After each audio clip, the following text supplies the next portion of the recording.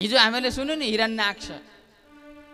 हिरण्याक्षको परिचय कस्तो थियो भने उनलाई देवताले मार्न नसक्ने, राक्षसले मार्न नसक्ने, भूतले मार्न नसक्ने, प्रेतले मार्न नसक्ने, कसैले मार्न नसक्ने। अब हामी त त्यस्ता छैनौं। उनलाई कसैले मार्न नसक्ने बडा बलवान इन्द्र, वरुण, कुबेर सबैलाई उनले जित्थे।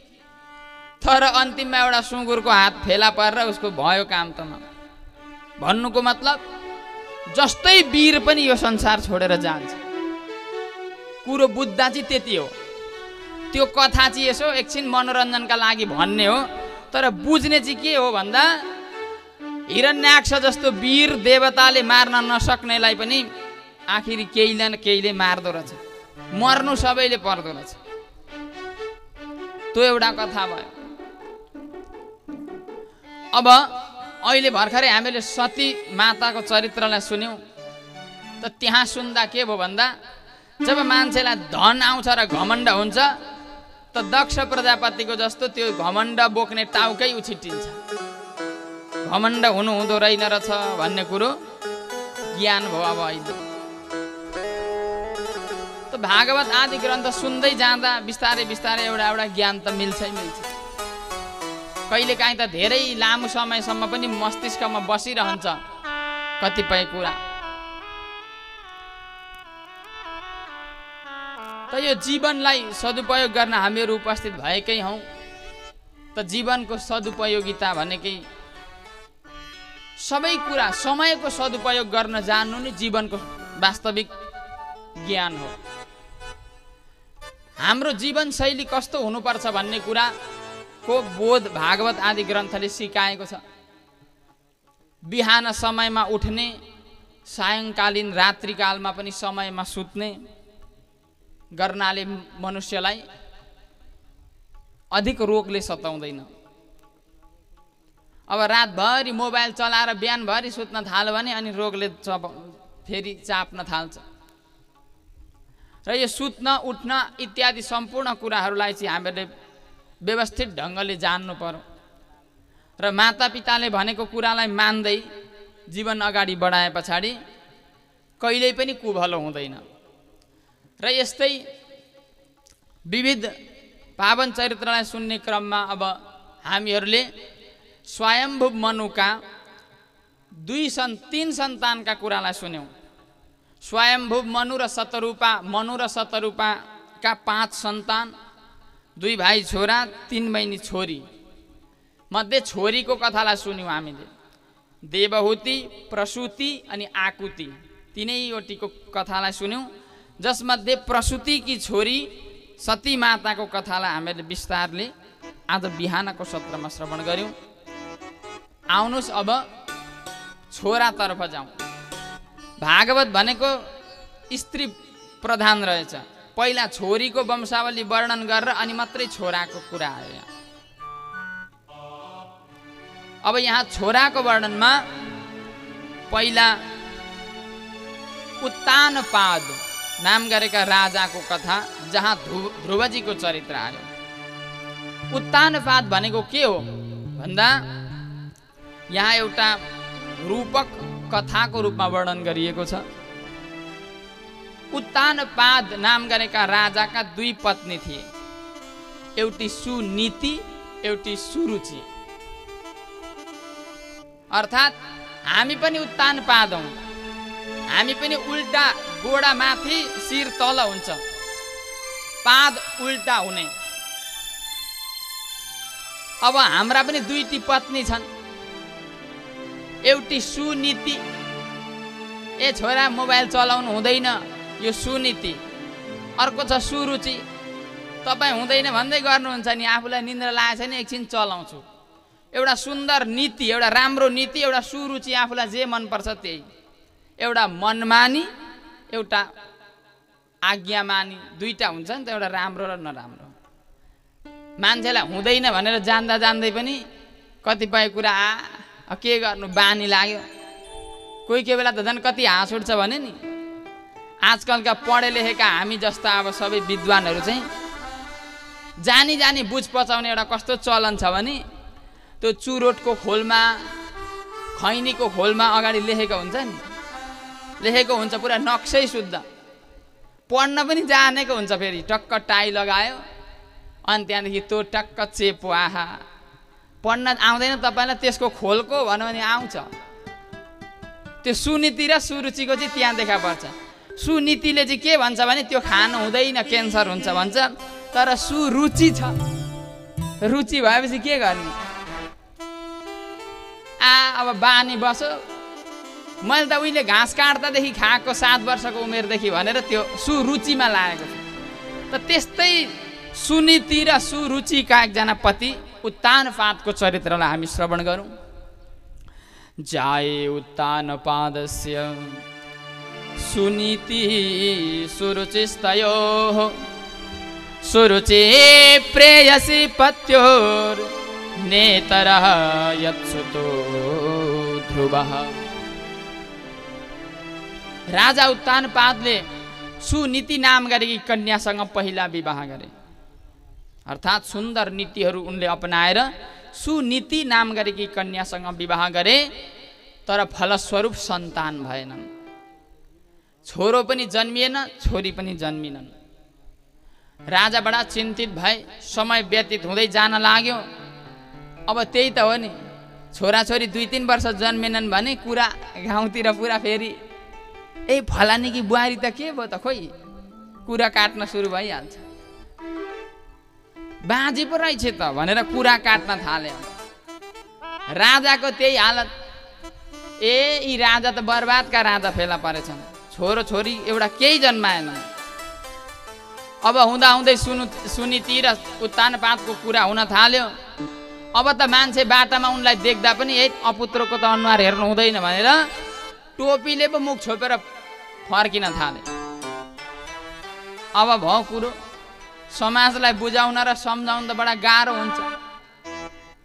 राजा बडा चिन्तित भए। राजालाई पनि चिन्ता छ मनमा, रानीलाई पनि चिन्ता, सन्तान छैन। त्यसै पनि छोराछोरी नजन्मिँदा कसको मन खुसी हुन्छ? बडा दुखी समय व्यतीत हुँदै जान थाल्यो।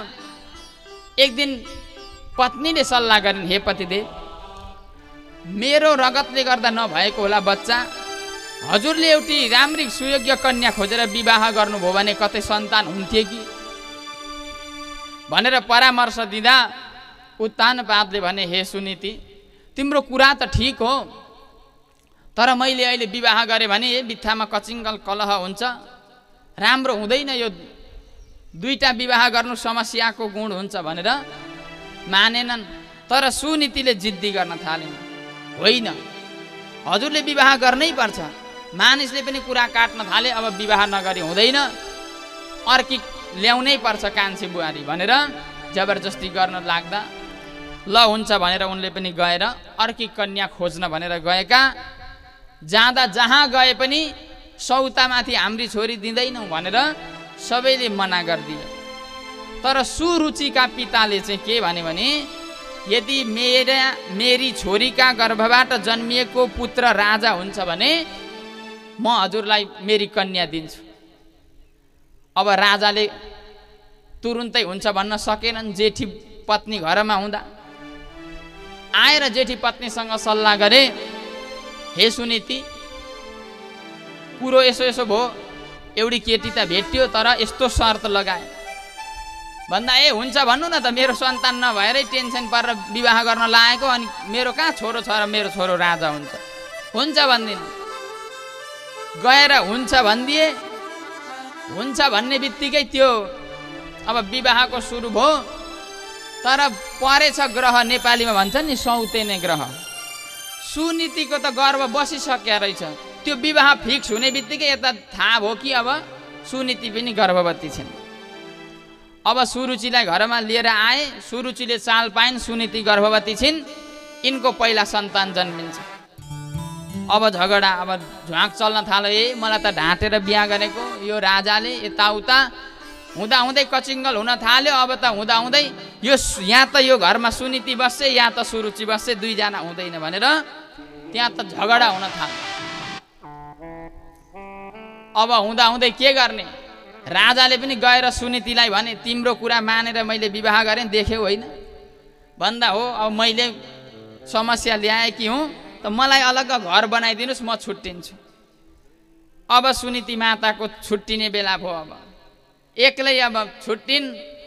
अब दुईटा परिवार भयो एउटी सुरुचि र सुनीतिको। अब कान्छी जस्तै भए पनि नयाँ ल्याए कि कान्छीसँगै पतिदेवको पनि धेरै ममता हुन थाल्यो। हुँदाहुँदै अब कालान्तरमा ध्रुव नाम गरेको बालकको जन्म भयो। सुनीतिका पुत्रका रूपमा ध्रुवजीको जन्म भयो। बिस्तारै बिस्तारै बालक हुर्कँदै गए। यता सुरुचिका पुत्र पनि उत्तम जन्मिए। उत्तानपादका दुई छोरा भए उत्तम र ध्रुव। समय व्यतीत हुँदै गयो। एक दिनको कुरा हो जब यी बालकहरू ठुला भएर अब 4-5 वर्षका भइसकेका थिए। त्यति बेला बालकहरूले खेल्दै खेल्दै जाँदाखेरि एक अर्कामा पिताजीको नाम सोधेछन्। ए ध्रुव तिम्रा पिताजीको नाम के हो भन्दा ध्रुवलाई थाहै छैन। होइन यो के खालको मान्छे रहेछ आफ्नो बुवाको पनि नाम जान्दैन थट भनेर साथीहरूले अब गाली गर्न थाले। त्यतिकैमा पर्ख है त भनेर दौडिएर गएर आफ्नो आमालाई सोध्न लागे, हे माता मेरा पिताजीको नाम के हो, मेरा पिताजी को हुनुहुन्छ भनेर प्रश्न गर्दा सुनीतिका आँखाबाट बलिन्द्र आँसु बग्न लागे।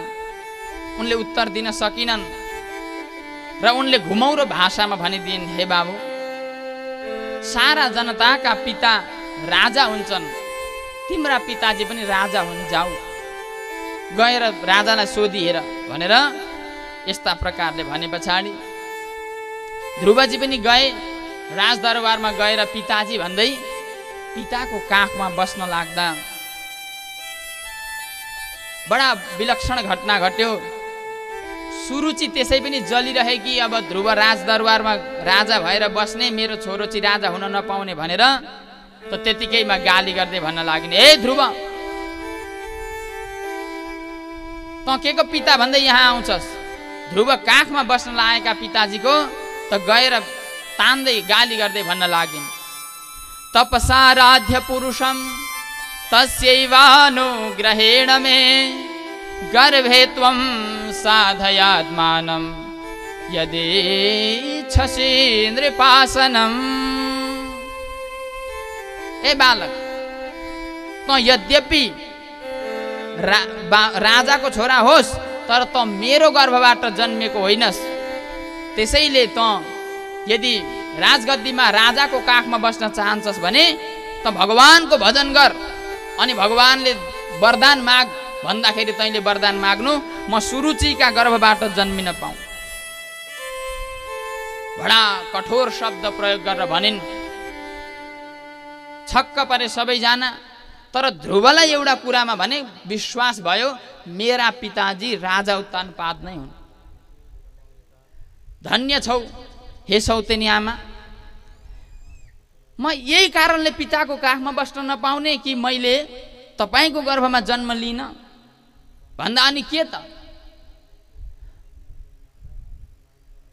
मेरो गर्भबाट जन्म लिएको भए त पिताजीकै काखमा बस्न पाइहाल्थिस् नि, त सुनीतिको पुत्र होस्।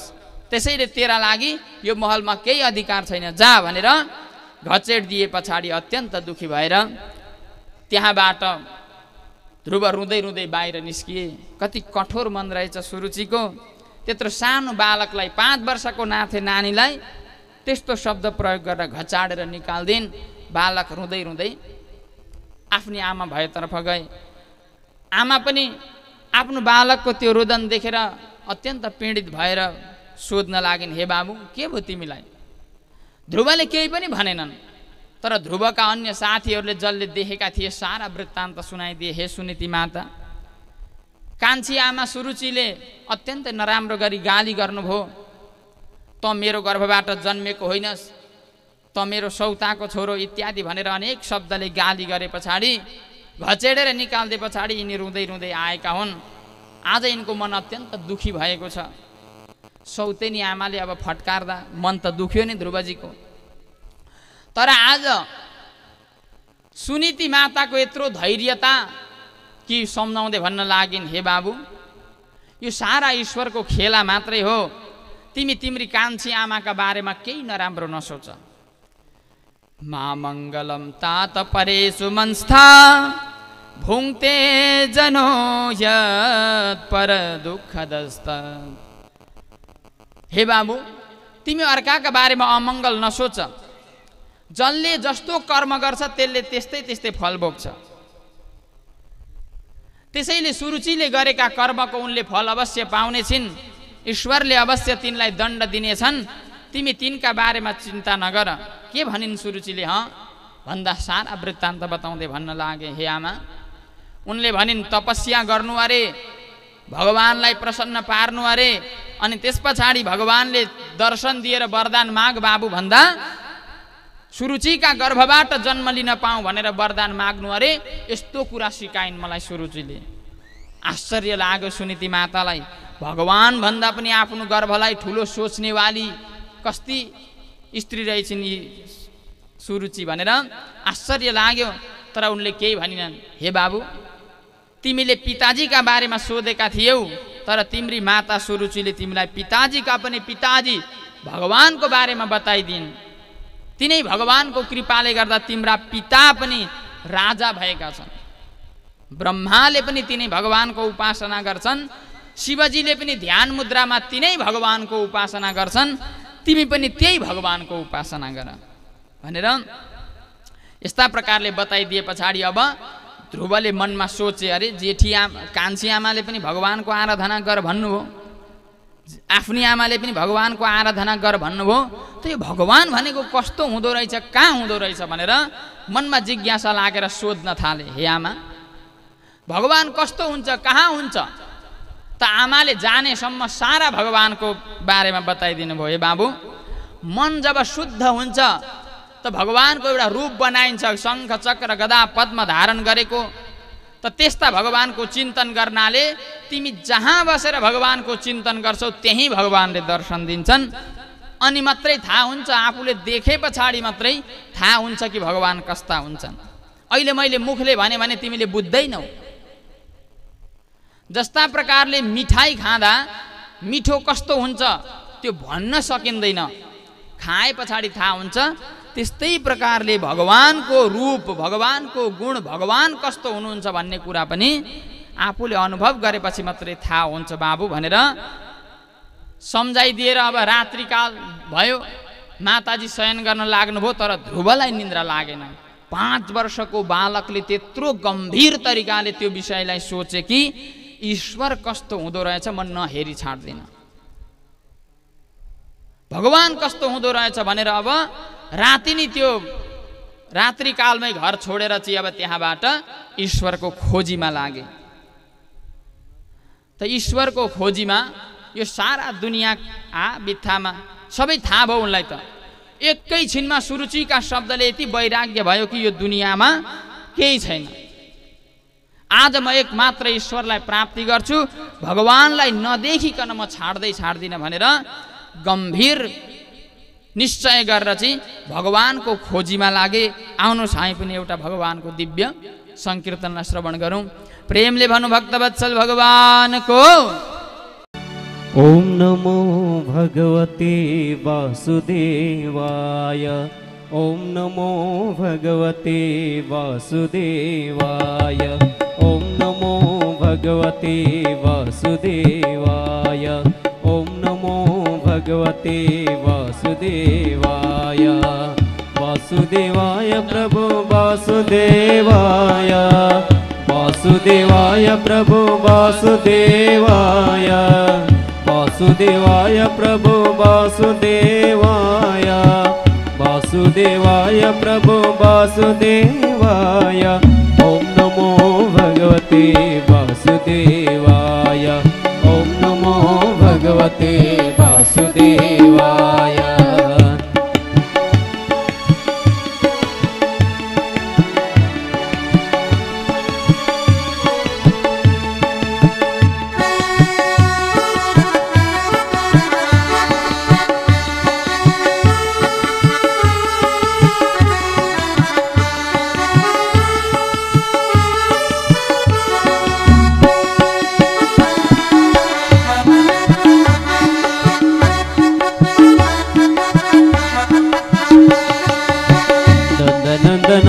प्रभु नन्दनन्दनाय नन्दनन्दनाय प्रभु नन्दनन्दनाय नन्दनन्दनाय प्रभु नन्दनन्दनाय नन्दनन्दनाय प्रभु नन्दनन्दनाय ॐ नमो भगवते वासुदेवाय ॐ नमो भगवते वासुदेवाय ॐ नमो भगवते वासुदेवाय ॐ नमो भगवते वासुदेवाय।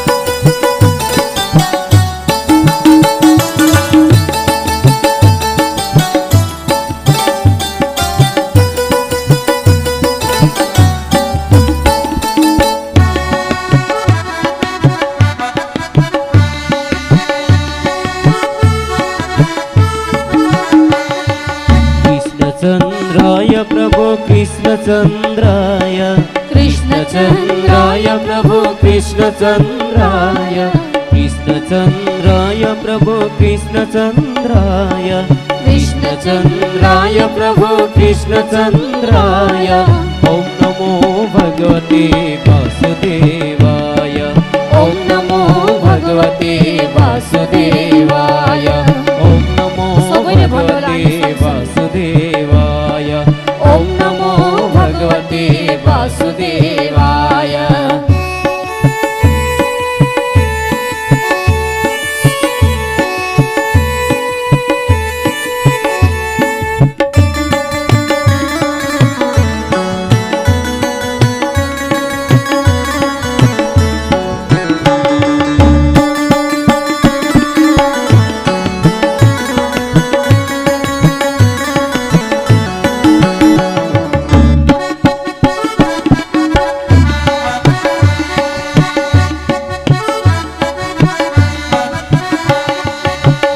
रक्षकाय प्रभु धर्मरक्षकाय धर्मरक्षकाय प्रभु धर्मरक्षकाय धर्मरक्षकाय प्रभु धर्मरक्षकाय धर्मरक्षकाय प्रभु धर्मरक्षकाय ॐ नमो भगवते वासुदेवाय ॐ नमो भगवते वासुदेवाय ॐ नमो भगवते वासुदेवाय ॐ नमो भगवते वासुदेवाय ॐ नमो भगवते वासुदेवाय ॐ नमो भगवते वासुदेवाय। प्रेमले भनु भक्तवत्सल भगवान को जय। यस्ता प्रकारले मनमा अत्यन्त सुदृढ निश्चय धारण गरेर बालक ध्रुव सानै 5 वर्षको उमेरमा घरबाट निस्किए। यो चराचर जगतले सम्पूर्ण कुरा निहालिरहेको हुन्छ ईश्वरको शक्तिले। त जब बालक निस्किए त भगवानको प्रेरणाले वैकुण्ठ धामबाट भगवान श्री नारदजी पनि त्यो बालकजीको परीक्षा लिन बालकको परीक्षा लिन भनेर अब मध्य रात हुन लागेको छ। त्यति बेलै बाटामा चाहिँ ध्रुवलाई अब बाटामा भेटेर रोक्नुभयो नारदजीले। ए बाबु तिमी कहाँ हिँडेको यो राति रहँदो भन्दा बालकले उत्तर दिए ईश्वरको खोजीमा। त नारदजी मुस्कुराउनु भयो। होइन यो 1.5 हड्डीको 2 भित्ताको बालकले के को ईश्वरको खोजीमा? तिमीलाई थाहा छ ईश्वरको खोजी भनेको कत्रो ठुलो समस्या हो भन्दा उनले उत्तर दियो जत्रै ठुलो समस्या होस् मैले आँटेको छु। सफल पार्न तपाईँ साथ दिनुहुन्छ भने साथ दिनुस्, नभए मलाई अगाडि बढ्न दिनुस् भनेर टुक जवाब दिए। बालकको निश्चयतालाई देखेर नारदजीलाई बडा आनन्द लाग्यो। तर नारदजीले अझै पनि रोक्न छोड्नु भएन। भन्नुहुन्छ मुनयः पदवीं यस्य निस्सङ्गे नोरु जन्मभिः न विदुर्मृगयन्तोऽपि तीव्रयोग समाधिना। हे बाबु तिमी सानै छौ, अहिले तिम्रो त खेलाउने बेला छ, गुडियाहरूसँग खेल्ने बेला छ। अहिले कहाँ तिमी चाहिँ त्यो योग र ध्यानको कुरा गर्छौ? ऋषिहरू देखेका छौ? कत्रा कत्रा ऋषिहरू बुढा हुन्जेलसम्म, दारी फुलुन्जेलसम्म, जटा हुन्जेलसम्म, शरीरमा धमिराको गोलो लागुन्जेलसम्म भगवानको चिन्तन गर्दा त पाएका छैनन्। तिमीले के भगवानको दर्शन पाउँछौ भनेर सम्झाउन लाग्नुभयो। तर पनि बालक भन्छन्, हे ऋषिवर, यदि हजुर मलाई ईश्वर पाउने बाटो बताउन सक्नुहुन्छ भने बताउनुहोस्, नभए मेरो बाटोबाट मलाई बाटो दिनुहोस्, अगाडि जान, मलाई नरोक्नुहोस् भनेर जिद्दी गरे पछाडि नारदजी स्वयं हार्नुभयो र ईश्वरलाई प्राप्ति गर्ने विधि बताइदिनु भयो। हे बाबु, शुद्ध मनले कसैसँग रिस राग छल कपट नराखिकन केवल ईश्वरसँग प्रेम गर। भगवान शङ्ख चक्र गदा पद्म धारण गर्नुभएको, पीताम्बर पहेँलो लुगा लगाउनु भएको भगवान श्री हरिको रूपको एउटा विस्तृत ढङ्गले यहाँ बताइदिनु भयो। यहाँ बडा राम्रो तरिकाले भगवानको रूपको वर्णन गर्नुभयो। श्रीवत्साङ्कं घनश्यामं पुरुषं वनमालिनं शङ्खचक्र गदा पद्मैरभिव्यक्त चतुर्भुजं। भगवानका 4 हात छन्, शङ्ख चक्र गदा पद्म धारण गर्नुभएको छ भनेको गणना गर्दै जाँदाखेरि 1, 10, 1000 भन्दै लाँदाखेरि नील पद्म शङ्ख आदि सङ्ख्याको गणना आउँछ। हजुरबाहरूलाई अलिअलि थाहा होला। लाख करोड अर्ब खर्ब भन्दै जाँदा धेरै सङ्ख्या पुगे पछाडि नील पद्म अनि शङ्ख यस्तो सङ्ख्या आउँछ। भन्नुको मतलब भगवान एउटा भाषामा भन्नुपर्दा अनेकौँ चिजबिचको संयोजक हुनुहुन्छ, धारक। यो अनन्त अनन्त ब्रह्माण्डलाई धारण गर्ने भएको हुनाले भगवानलाई शङ्ख, त्यो उहाँ त्यो बनारसतिर पाइने शङ्ख मात्रै धारण गर्नेवाला भनेको चाहिँ होइन नि। फेरि अनन्त अनन्त ब्रह्माण्डका मालिक, हजारौँलाई चाहिँ सम्हाल्नु पर्नेका त्यस्ता भगवान श्रीहरि हुनुहुन्छ। त्यस्ता परमेश्वर जसले चाहिँ मुजुरको प्वाखले युक्त भएको मुकुट लगाउनु भएको छ, पहेँलो लुगा, अत्यन्त सुन्दर भगवानका स्वरूपको वर्णन गरेर बताउनु भयो। हे बाबु, तिमीले यो भगवानको रूपलाई निरन्तर मनमा मानसिक ढङ्गले चिन्तन गरिराख्यौ भने यही हो भक्ति। के हो भक्ति भनेको भन्दा भगवान हामीहरूलाई यादमा आउन्। प्रेम कस्तो हुन्छ? प्रेम भन्दा कोही व्यक्ति चाहिँ अत्यन्त यादमा आयो भने मायाले आएको, प्रेमले आएको हुन्छ त्यो याद। त त्यसरी नै जस्ता प्रकारले हामीहरू आमा बुवा दाजुभाइ प्रेमीले प्रेमिकालाई सम्झे झैँ मनुष्यले भगवानलाई भक्तिपूर्वक प्रेमपूर्वक स्मरण गर्यो भने अवश्य उसले फल पाउँछ। तिमी भगवानको रूप ध्यान गर। रूप ध्यान गर्यौ भने तिमीलाई अत्यन्त सरल तरिकाले भगवानको दर्शन हुनेछ भनेर अहिले भर्खरै हामीहरूले गाएको भजनको ओम नमो भगवते वासुदेवाय यो द्वादशाक्षरी मन्त्र प्रदान गर्नुभयो। यो भागवतको अत्यन्त मूल मन्त्र हो। उहाँ गुरुले हिजो भन्नुभयो, दीक्षा भगवानको नाम भागवतमा आएका व्यक्तिहरू दीक्षित हुन्छन् अरे। किनभने ओम नमो भगवते वासुदेवाय त सुरुबाट अन्तिमसम्म यहाँ त पुरै हुन्छ। त्यसैले हामी त दीक्षा नलिएका यताउता भनेर त्यो चिन्ता गर्ने कुरो छैन। ओम नमो भगवते वासुदेवाय यो मन्त्र जसले जहाँ भजनमा पनि गाइन्छ, क्यासेटमा पनि चल्छ, मन्त्र पनि हो।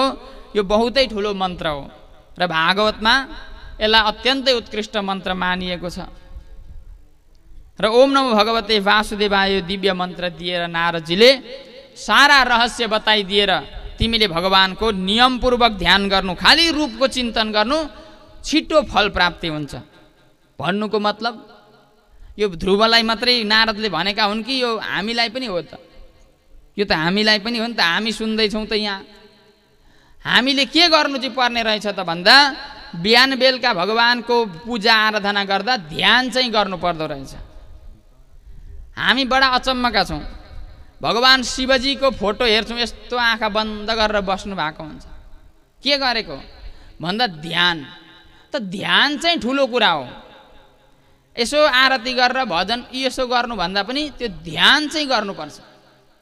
ध्यान गर्नाले चाहिँ माइन्ड फ्रेस हुन्छ र मान्छेको आयु बढ्छ। फेरि ध्यान गर्नाले सुन्छौँ नि हामी 1000 वर्ष तपस्या गरे अरे, अरे 100 वर्षमा त बाबै मर्छन्, अब 1000 वर्ष कसरी ध्यान गरे भन्दा ध्यान गर्दै गए पछाडि आयु बढ्दै जान्छ। त्यही कारणले उहिलेका ऋषिहरू ध्यान गर्थे त उमेर धेरै ठुलो हुन्थ्यो। अचेल हामी अब अलिक भ्याउँदैनौँ ध्यान गर्न। 60 वर्ष पुगे पछाडि हाम्रो त फेरि टिकट काटिन्छ, किनकि ध्यान नभए पछाडि आयु घट्छ र ध्यान चिन्तन गर्ने मानिसको, योग गर्ने मानिसको आयु अलिक लामो हुन्छ अरे है। अब मैले पनि गरेको छैन। अब यिनले यहाँ यस्ता प्रकारले ध्रुवजीलाई नारदजीले बताउनु भयो, त यही कुरा हामीले पनि सिक्नु पर्यो कि ध्यान गर्नु पर्यो भगवानको। आफ्ना आफ्ना इष्टदेव, कसैलाई शिवजी मन पर्छन्, शिवजीको ध्यान गरे पनि भयो, दुर्गा मन पर्नेले दुर्गाको ध्यान गरे पनि भयो, तर विशेष गरेर भगवानको ध्यान गरेको हुनुपर्ने रहेछ। यो ध्रुवजीको चरित्रबाट थाहा भयो। केवल मुखले राधे राधे मात्रै गाएर मात्रै पनि हुँदो चिरैन रहेछ। प्रेमले भनौँ जय श्री कृष्ण। त अर्थात् हाम्रो जीवनमा आजदेखि एउटा परिवर्तन के आउनु पर्यो भने बिहान जुरुक्क उठेर सबभन्दा पहिला, हामीहरूलाई अहिले सुन्दा पनि अप्ठ्यारो लाग्छ होइन, उठ्ने बित्तिकै भन्छ, तर उठेर सबभन्दा पहिला उठेर एकछिन चाहिँ भगवानको ध्यान गर्नु। जो इष्टदेव हुनुहुन्छ, हुन्छ नि कसैलाई गणेशजी मनपर्छ, कसैलाई दुर्गा, 5वटा देवता विशेष गरेर प्रिय हुन्छन् मान्छेलाई। दुर्गा, शिवजी, नारायण भगवान विष्णु, कसैलाई गणेशजी, कसैलाई सूर्य। यी 5 मध्ये कुनै पनि देवी देवताको उठ्ने बित्तिकै 1 मिनट, धेरै पनि परेन, सक्दा त 10-15 मिनट जति गरे पनि भयो। यति गर्नाले धेरै कुरो फाइदा हुन्छ। हजुरले ट्राई गर्नु होला। जुन इष्टदेव हुनुहुन्छ पहिला उठेर अनि मात्रै पृथ्वीलाई छोएर चाहिँ अनि तल ओर्लिनुपर्छ खाटबाट। यस्ता प्रकारले जीवन शैलीलाई हामीहरूले अगाडि बढाउनु पर्दछ र ध्यान हो सबभन्दा ठुलो जीवनको फाइदा। उहिलेका ऋषिहरूले त यत्रो मन्दिरमा गएर काहीँ पूजा गर्दैनथे, खाली गर्थे त के गर्थे, खाली ध्यान गर्थे। हामीहरूले यो कुरा चाहिँ बुझ्नु चाहिँ पर्यो है त। ब्रह्माजीलाई हेर्नु, ब्रह्माजी पनि ध्यानै गरिरहेका हुन्छन्। शङ्करजीको फोटो मूर्ति हेऱ्यौँ भने पनि त्यहाँ पनि ध्यान नै हुन्छ। त यहाँ पनि भगवान नारदजीले ध्रुवलाई ध्यान गर्ने विधि सिकाउनु भयो। अर्थात् भगवानको रूपको चिन्तन नै वास्तविक भक्ति हो। भगवानलाई त चढाउनु खुवाउनु प्राय पर्दैन, त्यो त एउटा हाम्रो भावना मात्रै हो। भगवानको सेवा हामी गर्छौँ त्यो राम्रो हो, तर ध्यान चाहिँ छैन। अनि अर्थक मात्रै भोग चढाउने ओर्ने मात्रै कुरा भयो भने त काम हुँदैन फेरि। र यस्ता प्रकारले यहाँ ध्यानको विधि बताएर नारदजी जानुभयो। उनी पनि वृन्दावन, त्यो मथुराको छेउमा गएर, मथुरामा गएर चाहिँ ध्रुवजीले अब भगवानलाई दर्शन गर्ने इच्छाले चाहिँ अत्यन्त नियम राम्रो बनाएर भगवानको रूपको ध्यान गर्न लागे। बडा नियम बनाए। 3 दिनमा उठेर 5 वर्षको बालकले, सोच्नुहोस् है, हाम्रो बालकलाई त स्कुल पुर्याउनु पर्छ नि फेरि 5 वर्षकोलाई। 5 वर्षको बालकले 3 दिनमा एकचोटि, त्यो पनि बयरको फल र केही फल भेट्यो भने खोजेर होइन, नजिकैमा 3 दिनमा एक छाक खाएर भगवानको भजन गर्न थाले। त्यही कारणले गर्दा आजसम्म पनि यिनको नाम छ। जो व्यक्तिले जीवनमा सङ्घर्ष गर्छन्, उन्नति गर्छन्, केही उपलब्धि गर्छन्, त उनीहरूको नाम पछि कालान्तर, यो आजको घटना हो र, यो त उहिले कहिलेको घटना हो, त आजसम्म सत्ययुगको घटना अहिलेसम्म यहाँ सुन्दैछौँ हामी सबैलाई।